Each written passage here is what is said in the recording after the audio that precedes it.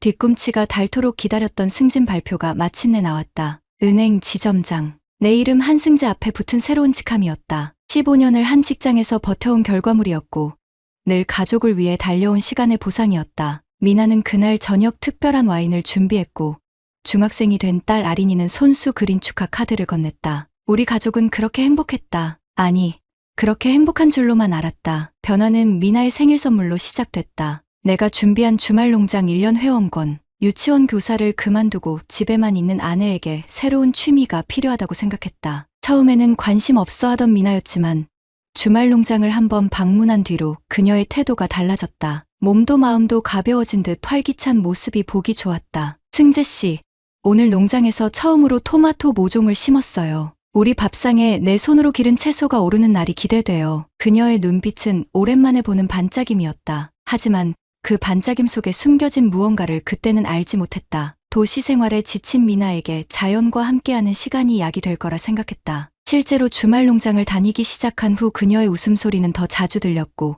걸음걸이도 한결 가벼워졌다. 주말에만 가던 농장이 주중에도 가는 장소가 되었다. 새싹이 돋아나는 걸 매일 봐야 한대요. 귀농 컨설턴트 선생님이 그러는데 작물도 아이처럼 매일 살펴줘야 잘 자란대요. 처음에는 아무렇지 않게 들렸다. 새로운 취미에 푹 빠진 아내의 모습이 오히려 보기 좋았다. 그러나 시간이 흐를수록 이상한 점들이 눈에 들어왔다. 농장에 가는 날이면 평소보다 화장이 짙어졌고 농사일에 어울리지 않게 새 옷을 챙겨 입었다. 저녁 식사 준비가 소홀해지고 아린이의 숙제 검사도 내가 대신하는 날이 많아졌다. 엄마, 내일 영어 발표인데 대본 좀 봐줄래? 아린아, 엄마가 지금 농장 단체 채팅방에 올릴 사진 고르느라 바쁜데 아빠한테 부탁해볼래? 딸의 실망한 눈빛이 마음에 걸렸다. 다음 날 아린이는 아침 일찍 미나의 방에 들어가 도움을 청했지만 이미 서둘러 농장으로 향하는 엄마를 붙잡지 못했다. 학교에서 돌아온 아린이는 평소와 달리 말없이 자기 방에 들어가 문을 닫았다. 그날 저녁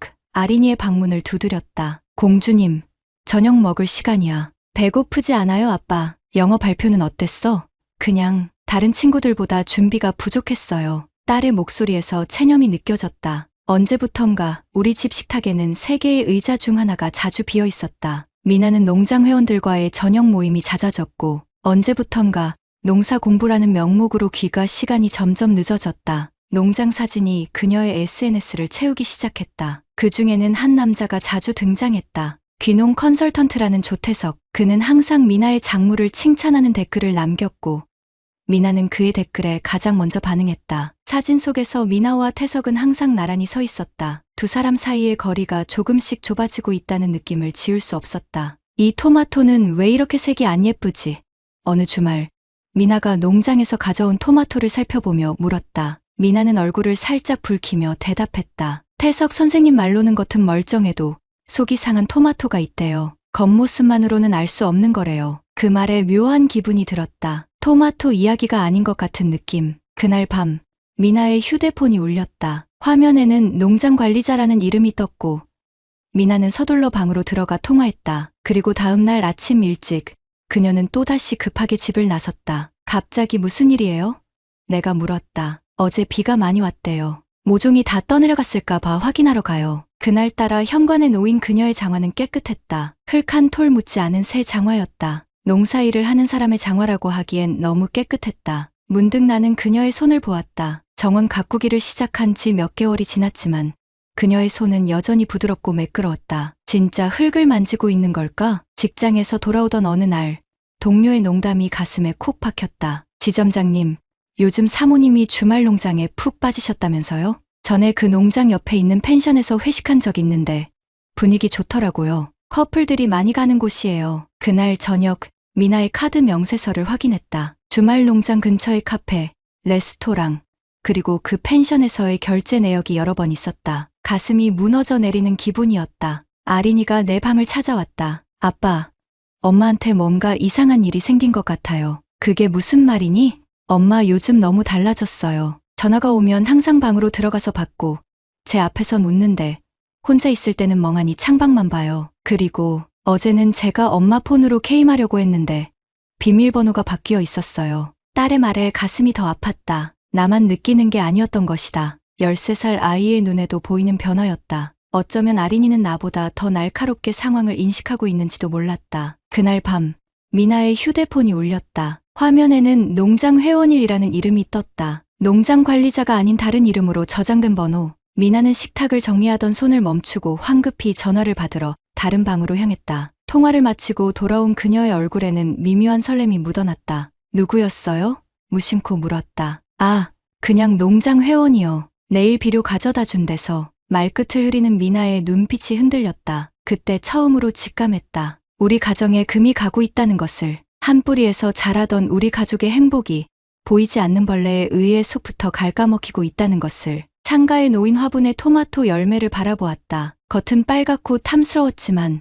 아내가 말했던 것처럼 속은 어떨지 알 수 없었다. 우리 가정도 그런 건 아닐까. 바깥에서 보기엔 여전히 행복해 보이지만 내면은 이미 썩어가고 있는 건 아닐까? 그날 밤 침대에 누워 천장을 바라보며 오랫동안 생각했다. 내가 너무 예민한 걸까? 아니면 정말 무언가 일이 벌어지고 있는 걸까? 아내를 믿고 싶었지만 마음 한편에서는 불안감이 자라났다. 옆에 누운 미나는 평화로운 얼굴로 잠들어 있었다. 그 평화로운 얼굴 뒤에 어떤 비밀이 숨겨져 있는지 나는 아직 알지 못했다. 아내의 변화는 이제 부정할 수 없을 만큼 뚜렷했다. 매일 아침 거울 앞에서 보내는 시간이 늘어났고 평소에는 관심 없던 화장품을 하나둘 사들이기 시작했다. 출근길에 그녀의 화장대를 지나치며 새로 놓인 향수병을 발견했다. 그녀가 마지막으로 향수를 구입한 것은 우리 결혼식 때였다. 주말 아침 미나는 서둘러 준비하고 있었다. 계절이 변해 이제 초여름이었지만 그녀는 여전히 농장에 간다며 분주했다. 평소라면 토요일 아침은 우리 가족의 시간이었다. 늦지막이 일어나 함께 아침을 먹고 때로는 근처 공원을 산책하거나 영화를 보러 가곤 했다. 하지만 이제 그 시간은 농장 시간이라는 이름으로 대체되었다. 오늘은 언제 돌아와요? 출근하는 척 물었다. 미나는 거울을 보며 머리를 정리하던 손을 멈추지 않은 채 대답했다. 글쎄요. 오늘은 수확한 채소로 요리 수업도 있어서 저녁 늦을 수도 있어요. 요리 수업. 그녀의 입에서 나오는 핑계는 날이 갈수록 다양해졌다. 나와 아린이를 위한 요리는 소홀해지면서 낯선 이들과의 요리 수업은 늘어갔다. 아이러니가 아닐 수 없었다. 그날 오후 미나의 SNS를 다시 들여다보았다. 최근 올라온 사진 속에서 그녀는 유난히 활짝 웃고 있었다. 주말 농장 회원들과의 단체 사진에서 그녀와 태석은 항상 나란히 서 있었다. 어느 순간부터 그들의 팔이 서로 맞닿아 있는 것도 눈에 띄었다. 사진 속 미나의 눈빛은 내가 오랫동안 보지 못했던 것이었다. 댓글을 확인했다. 미나 씨의 토마토 정말 탐스럽네요. 정성이 가득 느껴져요. 태석의 댓글이었다. 그리고 미나의 답글. 선생님 덕분이에요. 앞으로도 잘 부탁드려요. 그 작은 이모티콘 하나에도 설렘이 묻어있는 것 같았다. 스크롤을 내리다 태석의 개인 페이지를 발견했다. 귀농 컨설턴트 조태석이라는 프로필 아래 그의 활동 내역이 가득했다. 농사 팁부터 시골 생활의 낭만까지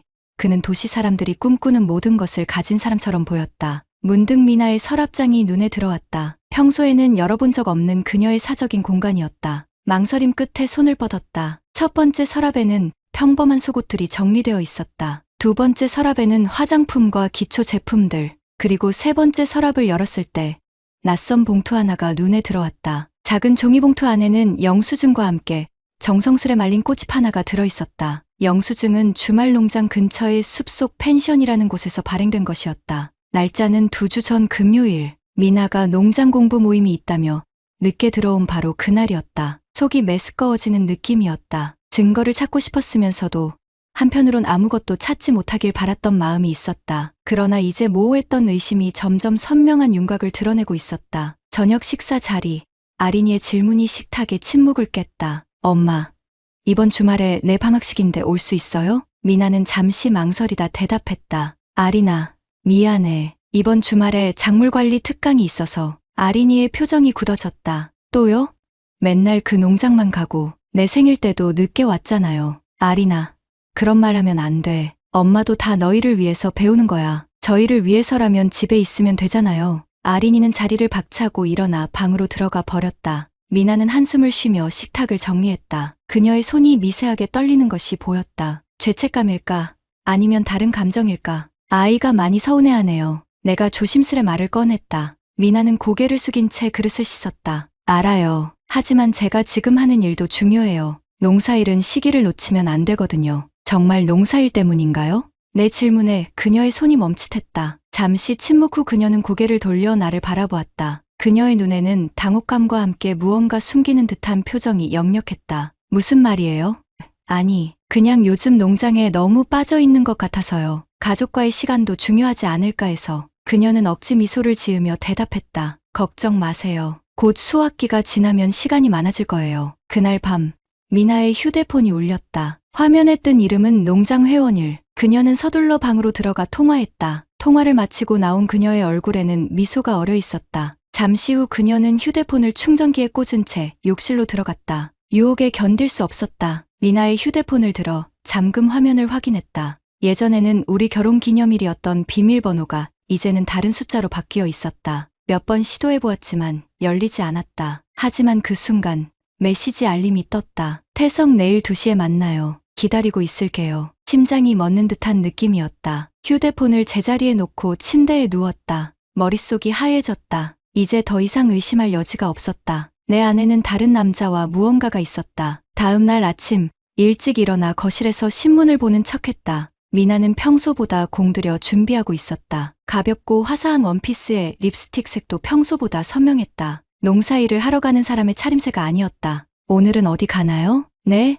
아, 평소처럼 농장이요. 오늘은 특별히 매실청 담그는 법도 배울 거예요. 거짓말이 너무 쉽게 그녀의 입에서 흘러나왔다. 10년 넘게 함께한 사람의 입에서 이런 거짓말을 듣는 것이 비현실적으로 느껴졌다. 미나가 집을 나간 후 아린이가 거실로 나왔다. 주말임에도 불구하고 평소보다 일찍 일어난 모양이었다. 그녀의 눈은 붉어져 있었다. 아빠, 엄마 진짜 농장에만 가는 거예요? 아이의 직관에 놀랐다. 이미 아린이도 무언가를 감지하고 있었다. 왜 그런 생각을 했어? 엄마가 전화할 때 숨어서 이야기하는 거 들었어요. 그리고 농장 다녀온 날인데도 손에 흙 한 번 묻은 적 없어요. 제가 어리다고 다 모를 거라고 생각하시나 봐요. 아린이의 말이 가슴을 찔렀다. 어른들의 세계를 아이는 이미 꿰뚫어 보고 있었다. 그녀를 안아주며 최대한 태연한 척했지만 내 마음은 이미 산산조각 나 있었다. 그날 오후 충동적인 결정을 내렸다. 미나의 위치를 확인해야 했다. 그녀가 항상 켜두는 위치 공유 앱을 열었다. 그녀의 위치는 주말 농장이 아닌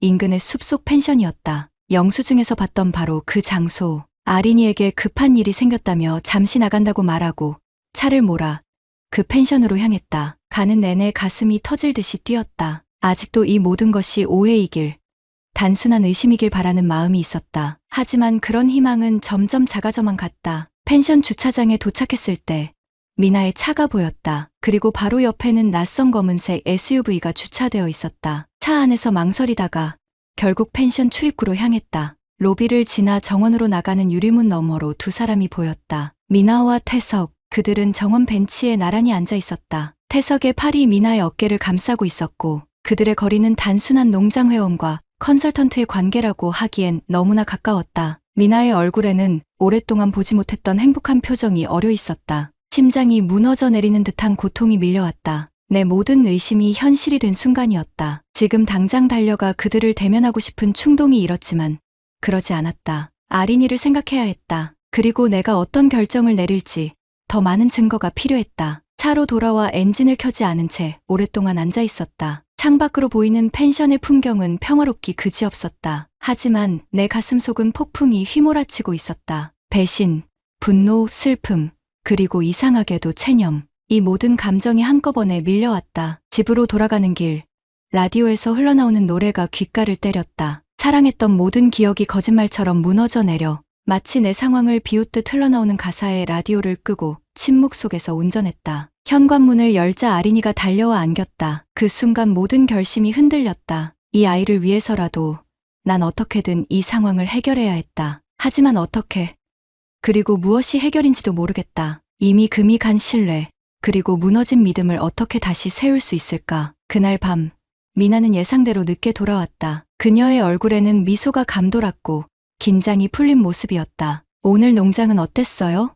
마음을 누르며 물었다. 아, 좋았어요. 드디어 첫 수확을 했어요. 내일 아침 식탁에 올릴 수 있을 것 같아요. 또 다시 거짓말이었다. 그녀의 손에는 흙 한 톨 묻어있지 않았고 그녀가 말한 수확물도 보이지 않았다. 그저 행복에 취한 듯한 표정만이 역력했다. 잠자리에 들기 전 미나의 휴대폰이 울렸다. 이번엔 그녀가 통화하는 내용이 희미하게 들려왔다. 네, 내일도 갈게요. 아니요, 괜찮아요. 그래요, 내일 봐요. 통화를 마친 그녀는 평소와 달리 웃음기 가득한 얼굴로 내게 다가와 어깨를 두드렸다. 승재 씨, 내일 아침에 제가 기른 채소로 특별한 요리를 해줄게요. 기대하세요. 그 순간 나는 생각했다. 이렇게 거짓으로 가득 찬 일상이 언제까지 계속될 수 있을까? 그리고 언제, 어떻게 이 위태로운 균형이 무너지게 될까? 오래된 차 엔진이 식어가듯 내 분노도 시간이 지남에 따라 차갑게 식어갔다. 그 자리에 남은 것은 냉철한 결심이었다.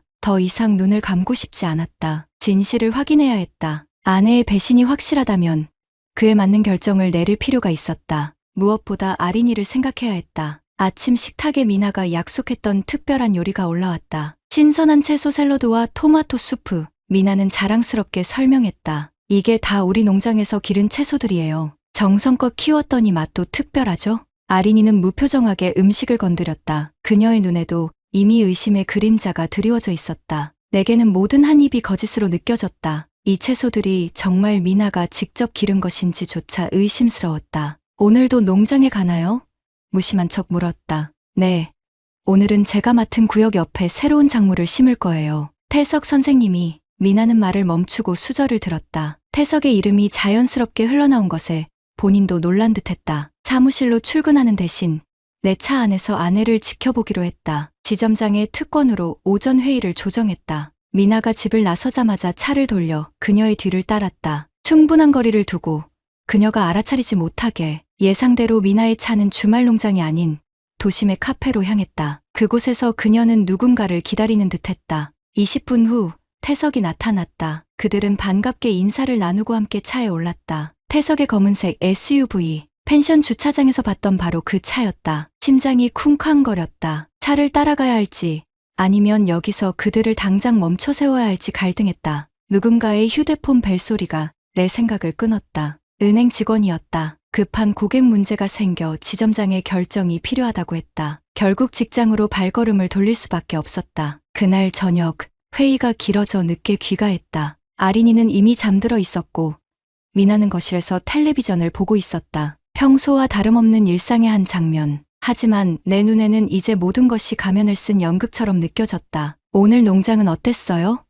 가방을 내려놓으며 물었다. 미나는 잠시 화면에서 눈을 떼지 않다가 대답했다. 좋았어요. 새로운 상추 모종을 심었어요. 거짓말이 이렇게 쉽게 그녀의 입에서 나올 수 있다는 사실이 놀라웠다. 한때는 가장 정직하다고 생각했던 사람의 입에서. 다음 날 직장 점심시간을 이용해 미나의 카드 내역을 더 자세히 살펴보았다. 주말 농장 근처 펜션에서의 결제가 한 달에 2번꼴로 반복되어 있었다. 그리고 인근 레스토랑, 꽃집, 그리고 여성 의류 매장에서의 결제 내역도 눈에 띄었다. 모두 농장에 간다고 한 날짜와 일치했다. 증거는 이미 충분했다. 하지만 나는 확실한 한 가지를 더 원했다. 미나와 태석이 함께 있는 순간을 직접 목격하는 것. 이론의 여지 없이 부정할 수 없는 증거. 금요일 오후 회사에 긴급 가족 사정으로 조퇴를 신청했다. 그리고 아이를 학교에서 데려와 해야 할 일이 있다며 친구 집에 잠시 있어달라고 부탁했다. 아린이의 눈빛이 무언가를 알아차린 듯했지만 더 이상의 질문은 하지 않았다. 미나의 휴대폰 위치를 다시 확인했다. 이번에도 그녀는 숲속 펜션에 있었다. 마음을 단단히 먹고 그 장소로 향했다. 도착하니 익숙한 광경이 펼쳐졌다. 미나의 차와 태석의 검은색 SUV가 나란히 주차되어 있었다. 숨을 깊게 들이마시고 펜션 리셉션으로 향했다. 직원에게 물었다. 혹시 조태석 씨 객실이 어디인가요? 급한 연락을 드려야 해서요. 그녀는 잠시 망설이다 207호실이라고 알려주었다. 느린 걸음으로 계단을 올라 2층 복도를 걸었다. 207호실 앞에 서자 심장이 미친 듯이 뛰었다. 문 안쪽에서 들려오는 웃음소리. 미나의 웃음소리였다. 노크를 해야 할지 아니면 그냥 돌아가야 할지 고민하는 순간 문이 열렸다. 태석이 어딘가로 전화를 걸기 위해 복도로 나오던 참이었다. 우리의 눈이 마주쳤다. 그의 표정이 얼어붙었다. 당신이. 태석의 말이 채 끝나기도 전에 방 안에서 미나가 모습을 드러냈다. 누구예요? 그녀가 물었고 나와 눈이 마주친 순간 모든 피가 그녀의 얼굴에서 빠져나가는 듯했다. 승재 씨. 시간이 멈춘 듯한 순간이었다. 세 사람 모두 말을 잃은 채 서로를 바라보았다. 미나의 목에 걸린 목걸이가 눈에 들어왔다. 내가 본 적 없는 새 목걸이였다. 그녀의 손가락에는 결혼 반지가 없었다. 설명할 수 있어요. 미나가 떨리는 목소리로 먼저 입을 열었다. 뭐라고 설명하실 건가요? 새 작물을 심는 중이었다고요? 아니면 귀농 교육을 받고 있었다고요? 내 목소리에서 비웃음이 묻어났다. 처음 느껴보는 감정이었다. 태석이 한 발 앞으로 나섰다. 이봐요. 이건 오해예요. 우리는 그냥 뭡니까?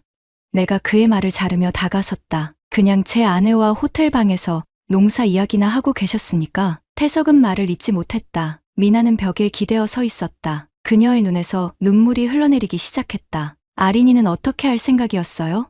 내가 물었다. 우리 딸은 엄마가 어디서 무얼 하는지 다 알고 있어요. 당신이 거짓말하는 것도, 농장에 가는 척하면서 다른 남자를 만나는 것도 다 알고 있다고요. 미나의 눈이 커졌다. 그제서야 그녀는 아린이가 느꼈을 배신감을 실감하는 듯했다. 아린이가 알아요?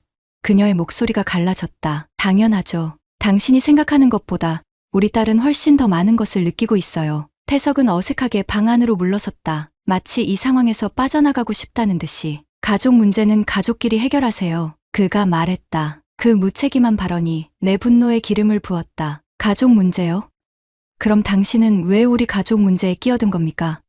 아내가 있는 여자에게 접근해서 거짓말을 도와주고 가정을 파괴하는데 일조한 사람이 지금 그런 말을 할 자격이 있습니까? 태석의 얼굴이 굳어졌다. 그는 더 이상 아무 말도 하지 않았다. 미나가 내게 다가와 팔을 잡았다. 집에 가서 이야기해요. 여기서는 내가 그녀의 손을 뿌리쳤다. 지금 당장 이야기하고 싶지 않아요. 아린이를 데리러 가야 해요. 당신이 잊은 우리 딸 말이에요. 돌아서는 순간 미나의 흐느끼는 소리가 들렸다. 하지만 더 이상 그 울음소리에 마음이 흔들리지 않았다. 그동안 쌓인 의심과 배신감이 이제는 단단한 벽이 되어 내 마음을 둘러싸고 있었다. 펜션을 나와 차에 앉아 한참을 움직이지 못했다. 창밖으로 보이는 하늘은 놀랍도록 맑았다. 내 인생이 무너져 내리는 이 순간에도 세상은 여전히 제 길을 가고 있었다. 아린이를 데리러 가는 길, 전화가 울렸다. 미나였다. 받지 않았다. 3번, 4번. 계속해서 전화가 왔다. 결국 받았다. 승재 씨, 제발 이야기 좀 해요. 지금은 아니에요. 아린이를 데리러 가는 중이니까. 그럼 언제요? 우리 이대로 끝낼 건가요? 그녀의 질문에 웃음이 났다. 끝낸 건 당신이에요. 당신이 거짓말을 시작한 그 순간부터 이미 모든 게 끝났어요. 전화를 끊고 아린이가 있는 친구 집으로 향했다. 무슨 말로 아이에게 설명해야 할지 막막했다. 하지만 한 가지는 확실했다. 더 이상의 거짓말은 없을 것이다. 우리 가족에겐 이미 충분한 거짓말이 있었다. 친구 집 앞에 도착해 잠시 차 안에 앉아 있었다. 아린이에게 어떻게 말할지, 앞으로 우리 가족은 어떻게 될지, 혼란스러운 생각들이 머릿속을 맴돌았다. 잘못된 선택을 한 것은 미나였지만 그 결과는 우리 모두가 짊어져야 했다. 깊은 한숨을 내쉬고 차에서 내렸다. 아린이를 데리러 가기 위해 걸음을 옮기는 순간 문득 지난 날이 떠올랐다. 아내를 처음 만났던 날, 아린이가 태어났을 때의 기쁨, 그리고 평범하지만 행복했던 우리의 일상들, 모든 것이 꿈처럼 멀게 느껴졌다. 문을 두드리자 아린이가 나왔다. 그녀의 눈을 마주보는 순간 모든 것을 말해야겠다는, 그리고 어떤 일이 있어도 이 아이만큼은 지켜야겠다는 결심이 굳어졌다. 아린이의 눈빛에서 이미 무언가를 짐작하고 있다는 것이 느껴졌다. 무슨 일 있어요, 아빠? 차에 오르며 아린이가 물었다. 말을 고르는 시간이 필요했다. 집에 가서 이야기하자. 오늘 엄마와 내가 너에게 할 이야기가 있어. 아린이는 조용히 고개를 끄덕였다. 그녀의 침묵 속에는 이미 많은 것이 담겨 있었다. 13살의 눈으로도 이미 많은 것을 보고 느끼고 있었던 것이다. 집으로 향하는 길, 다시 한번 미나에게서 전화가 왔다. 이번에는 아린이 앞에서 받았다. 곧 집에 도착해요. 아린이와 함께요. 우리 셋이서 이야기해야 할 것 같아요. 미나의 목소리가 떨렸다. 네, 알겠어요. 기다릴게요. 전화를 끊고 백미러로 아린이를 바라보았다. 그녀는 창밖을 바라보고 있었지만 그 작은 눈가에 맺힌 눈물을 놓치지 않았다. 아이의 어깨가 미세하게 떨리고 있었다. 이 순간 내가 내려야 할 결정이 무겁게 느껴졌다. 가정을 지키기 위해 미나를 용서해야 할까? 아니면 아린이에게 더 이상의 거짓과 상처를 주지 않기 위해 결별을 선택해야 할까? 어느 쪽을 선택하든 앞으로의 길은 쉽지 않을 것이다. 집이 가까워질수록 심장은 더 빠르게 뛰었다. 진실을 마주해야 하는 순간이 다가오고 있었다. 모든 가면이 벗겨지고 우리 가족의 진짜 모습이 드러날 시간. 그것이 어떤 모습이든 이제 더 이상 거짓 속에 살고 싶지 않았다. 집으로 향하는 차 안에 침묵은 무거웠다. 아린이는 창밖만 바라본 채 아무 말도 하지 않았고 나 역시 어떤 말을 꺼내야 할지 알 수 없었다. 우리 앞에 놓인 상황을 설명할 적절한 단어를 찾기가 어려웠다. 아이에게 상처를 주지 않으면서도 진실을 전하는 방법이 있을까? 주차장에 차를 세우고 엔진을 껐다. 잠시 그대로 앉아 심호흡을 했다. 백미러로 아린이를 바라보니 그녀의 눈에는 이미 체념과 두려움이 깃들어 있었다. 그것이 가장 마음 아팠다. 어른들의 문제로 아이가 이런 고통을 겪어야 한다는 사실이. 아빠, 엄마 진짜 이상한 거죠? 마침내 아린이가 입을 열었다. 그 직관적인 질문에 가슴이 무너져 내렸다. 아린아, 집에 들어가서 엄마랑 같이 이야기하자. 아파트 현관문을 열자 미나가 거실에서 기다리고 있었다. 그녀의 눈은 붉게 부어 있었고 화장은 지워진 상태였다. 오랜만에 본 미나의 민낯이었다. 최근 그녀는 항상 화장을 한 상태로 완벽하게 차려입은 모습이었으니까. 아린이는 잠시 엄마를 바라보다가 자기 방으로 들어가 버렸다. 문을 쾅 소리나게 닫는 소리가 집 안에 울렸다. 같이 이야기하자고 했잖아요. 미나가 떨리는 목소리로 말했다. 그럴 생각이에요. 하지만 아린이에게 어떻게 설명할 건지 당신이 먼저 생각해봐야 할 것 같네요. 미나는 소파에 무너지듯 앉았다. 제가 정말 큰 실수를 했어요. 하지만 믿어주세요. 태석이랑 있었던 일은 내가 손을 들어 그녀의 말을 막았다. 지금은 당신과 태석의 관계가 어떤지 듣고 싶지 않아요. 중요한 건 우리 가족이에요. 당신이 어떻게 아린이 앞에서 내 앞에서 이런 거짓말을 계속할 수 있었는지 그게 궁금해요. 미나의 눈에서 눈물이 흘러내렸다. 처음엔 그냥 일시적인 감정이라고 생각했어요. 곧 사라질 거라고요. 하지만 점점 더 깊이 빠져들게 됐어요. 태석은 내게 새로운 세상을 보여줬어요. 내가 그동안 놓치고 있던 것들을. 새로운 세상. 내 목소리가 높아졌다. 아이를 키우고 가정을 지키는 것보다 중요한 세상이 있었나요? 침묵이 이어졌다. 미나는 고개를 숙인 채 손수건으로 눈물을 닦았다. 아린이의 방문이 열렸다. 그녀는 무거운 발걸음으로 거실로 나왔다. 두 어른이 대치하고 있는 상황에서 가장 성숙한 모습을 보이는 것이 13살 소녀라는 사실이 아이러니했다. 그냥 솔직하게 말해줘요. 엄마가 그 농장 아저씨랑 사귀는 거예요? 아린이의 질문에 방 안의 공기가 얼어붙었다. 미나는 충격을 받은 듯 아린이를 바라보았다. 아린아, 그건, 맞아. 엄마는 농장 선생님이랑 만나고 있었어. 내가 대신 대답했다. 더 이상의 거짓말은 없어야 했다. 그리고 오늘 내가 그걸 확인했어. 아린이의 얼굴에 놀라움은 없었다. 오히려 예상했던 대답을 들은 듯한 체념만이 있었다. 알고 있었어요. 엄마가 주말 농장에 간다고 할 때마다 손에 흙 한 번 묻은 적 없었잖아요. 미나는 얼굴을 감쌌다. 자신의 거짓말이 아이에게까지 투명하게 보였다는 사실에 충격을 받은 듯했다. 그리고 엄마 폰에서 문자 봤어요. 아린이가 덧붙였다. 엄마가 샤워할 때 알림은 울려서 오늘 밤에 보고 싶어요라는 메시지요. 미나의 얼굴이 창백해졌다. 아린아, 그건 변명하지 마세요. 아린이가 엄마의 말을 자르고 나를 바라보았다. 아빠, 이제 어떻게 되는 거예요? 우리 이혼해요? 그 질문에 가슴이 찢어지는 듯했다. 13살 소녀의 입에서 나온 이혼이라는 단어가 얼마나 무거운지. 아린이의 눈에는 이미 깊은 상처가 자리하고 있었다. 아직 결정된 건 없어. 내가 조심스레 대답했다. 엄마와 내가 앞으로 어떻게 할지 이야기를 나눠봐야 해. 미나가 아린이에게 다가가려 했지만 아이는 한 발 물러섰다. 아린아, 엄마가 정말 미안해. 내가 얼마나 너를 사랑하는지. 사랑한다면 왜 거짓말했어요?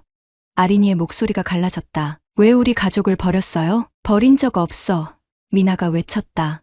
단지 잠시 혼란스러웠을 뿐이야. 혼란스러워서 몇 달 동안 계속 거짓말한 거예요?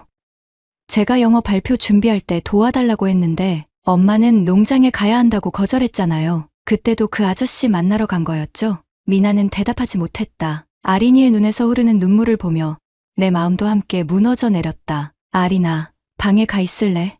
내가 부드럽게 말했다. 엄마와 내가 조금 더 이야기를 나눠야 할 것 같아. 아린이는 잠시 망설이다가 고개를 끄덕이고 방으로 돌아갔다. 또다시 문이 닫히는 소리가 들렸다. 이번에는 조용히 미나와 나만 남겨진 것에 침묵이 내려앉았다. 테이블 위에는 예전에 찍은 우리 가족 사진이 놓여 있었다. 웃고 있는 세 사람의 얼굴. 그때는 진짜였을까? 아니면 그때부터 이미 무언가 잘못되고 있었을까? 태석과의 관계는 어떻게 된 거예요? 마침내 내가 입을 열었다. 미나는 한참을 침묵하다 대답했다. 처음엔 그냥 친구였어요. 주말 농장에서 만나 이것저것 가르쳐주고 농사에 대해 이야기하다가 그래서 농사 이야기를 하려고 호텔방에서 만난 거예요. 그녀는 고개를 숙였다. 시간이 지날수록 그의 관심이 특별하게 느껴졌어요. 오랜만에 누군가가 정민아라는 사람으로 봐주는 것 같았어요. 엄마나 아내가 아닌 그냥 한 여자로서 내가 당신을 그냥 엄마나 아내로만 봤다고 생각해요? 내 목소리가 떨렸다. 당신은 내게 항상 특별했어요. 단지 표현이 부족했을 뿐이지. 맞아요. 당신의 잘못이 아니에요. 미나가 울먹이며 말했다. 제가 어리석었어요. 새로운 감정에 현혹돼서 정말 중요한 것들을 놓친 거예요. 잠시 생각에 잠겼다. 지난 몇 달간 내가 놓친 신호들이 있었을까? 아내의 마음이 떠나가는 것을 막을 수 있었던 순간이 있었을까? 그와의 관계는 앞으로 어떻게 할 생각이에요? 내가 물었다. 미나는 망설임 없이 대답했다. 끝냈어요. 오늘 당신이 떠난 후에 이게 얼마나 큰 실수였는지 깨달았어요. 그 말을 믿고 싶었다. 하지만 몇 달간 쌓인 거짓말들이 그녀의 모든 말에 의심의 그림자를 들이우고 있었다. 아린이에게 어떻게 설명할 건가요? 내가 물었다. 잘 모르겠어요. 미나가 솔직하게 대답했다. 어떤 말로도 내 행동을 정당화할 수 없을 것 같아요. 그저 시간이 필요할 것 같아요. 그때 초인종이 울렸다. 시계를 보니 저녁 7시가 조금 넘은 시간이었다. 누구도 예상치 못한 방문객이었다. 현관문을 열자 태석이 서 있었다. 그의 얼굴에는 죄책감과 결연함이 공존했다. 왜 왔어요? 내가 차갑게 물었다. 이야기해야 할 것이 있어서요. 그가 대답했다. 미나 씨와 당신, 그리고 아이에게도. 문을 닫으려는 내 손을 그가 막았다. 잠깐만요. 저도 이 일에 책임이 있어요. 도망치듯 떠나는 건 옳지 않다고 생각했어요. 미나가 현관으로 다가왔다. 그녀의 얼굴이 창백해졌다. 태석 씨, 왜 여기에? 들어와요. 내가 마침내 문을 열었다. 어차피 모든 것이 드러난 상황이었다. 태석이 진심으로 책임을 인정하고자 한다면 그것도 아린이의 상처를 치유하는데 도움이 될지도 모른다고 생각했다. 거실로 들어온 태석은 소파에 앉지 않고 서서 우리를 바라보았다. 먼저 정말 죄송합니다. 제가 한 행동이 이 가정에 큰 상처를 줬다는 걸 알고 있어요. 말로 하는 사과가 무슨 의미가 있을까요? 내가 냉소적으로 말했다. 없을지도 모릅니다. 태석이 솔직하게 대답했다. 하지만 제 잘못을 인정하고 싶었어요. 처음엔 단순한 호감이었어요. 하지만 그것이 다른 사람들에게 어떤 고통을 줄지 생각하지 않았죠. 미나는 떨리는 손으로 탁자 모서리를 붙잡고 있었다. 태석 씨, 그만해요. 지금은. 아린이의 방문이 열리고 그녀가 나왔다. 태석을 본 순간 그녀의 눈이 커졌다. 아저씨가 그 농장 선생님이죠? 아린이가 물었다. 태석은 놀란 눈으로 아린이를 바라보았다.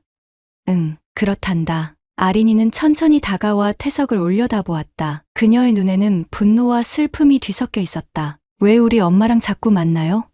엄마가 우리랑 있어야 하는데. 그 단순한 질문에 방 안의 모든 어른들이 얼어붙었다. 아이의 시선은 너무나 맑고 직설적이었다. 태석은 무릎을 꿇어 아린이의 눈높이에 맞추었다.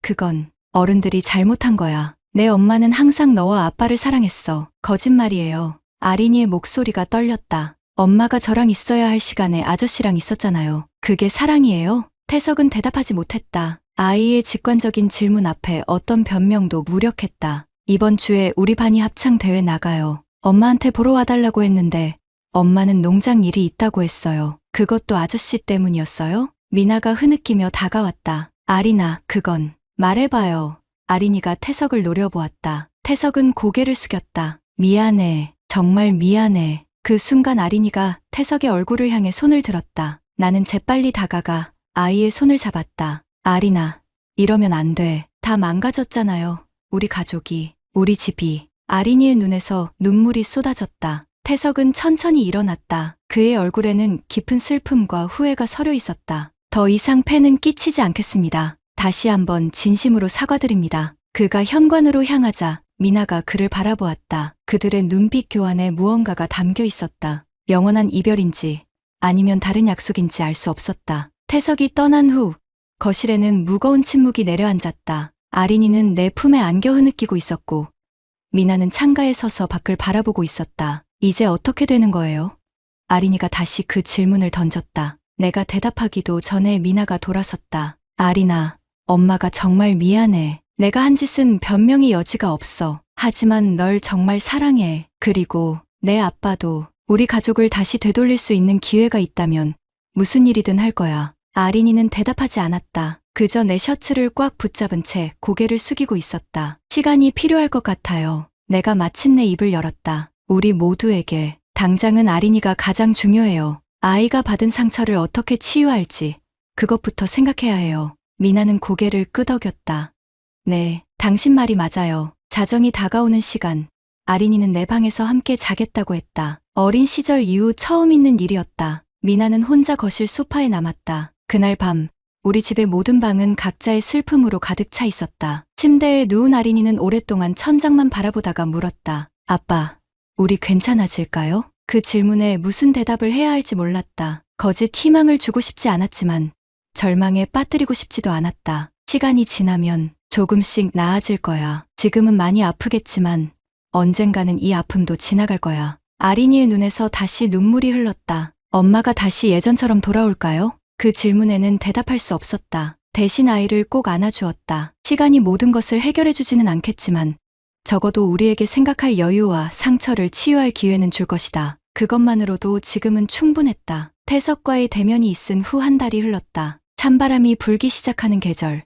우리 가족의 상처도 아직 차가운 겨울을 지나고 있었다. 미나는 한동안 친정어머니 집에 머물렀다. 아린이와 나는 둘만의 시간을 보내며 서로를 의지했다. 학교 행사에 함께 가고 주말에는 영화를 보거나 아린이가 좋아하는 베이킹을 함께 했다. 아린이는 겉으로는 평온해 보였지만 가끔 침대에서 흐느끼는 소리가 들렸다. 일기장에는 가족이 다시 예전처럼 될 수 있을까요? 라는 질문이 반복적으로 적혀 있었다. 상담 선생님은 아이가 적응해가고 있지만 여전히 큰 상처를 안고 있다고 했다. 어느 주말 아침 현관벨이 울렸다. 미나였다. 손에는 작은 화분이 들려 있었다. 새로 심은 토마토예요. 이번엔 진짜로 제가 기른 거예요. 잠시 망설이다 그녀를 안으로 들였다. 아린이는 방에서 나와 미나를 보더니 멈칫했다. 미나는 조심스레 화분을 내려놓고 아이에게 다가갔다. 엄마가 많이 보고 싶었어. 아린아. 아린이는 대답 없이 그대로 서 있었다. 그러다 천천히 미나에게 다가가 안겼다. 아무 말도 하지 않았지만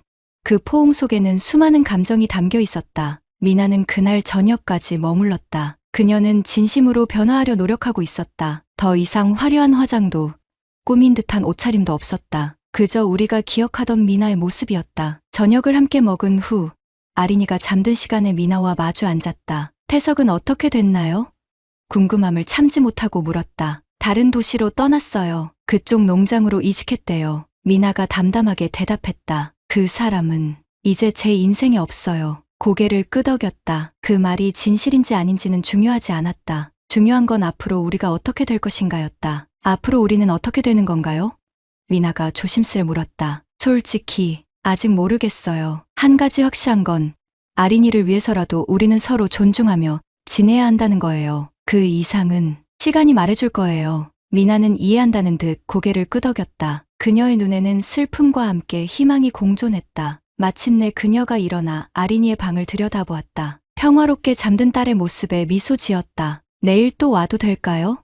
그녀가 물었다. 아린이가 원한다면요. 그날 밤 창문 너머로 달빛이 들어왔다. 주말 농장에서 시작된 균열은 우리 가족에게 깊은 상처를 남겼지만 어쩌면 그 상처를 통해 우리는 서로를 더 깊이 바라보게 되었는지도 모른다. 완전한 용서와 화해까지는 아직 먼 길이 남아 있었지만 적어도 우리는 그 길을 함께 걷기 시작했다. 주말 농장의 비밀은 이제 더 이상 비밀이 아니었다. 그곳에서 시작된 균열이 우리 가족을 완전히 갈라놓을지 아니면 더 단단하게 만들어줄지는 아직 알 수 없었다. 하지만 오늘 아린이가 엄마를 안아준 그 작은 포옹에서 나는 희망의 씨앗을 보았다. 그 씨앗이 자라 언젠가 우리 가족에게 다시 행복의 열매를 맺을 수 있기를 그렇게 조용히 기도했다. 구독자님들, 다른 분들과 함께 의견 나눠보세요. 저도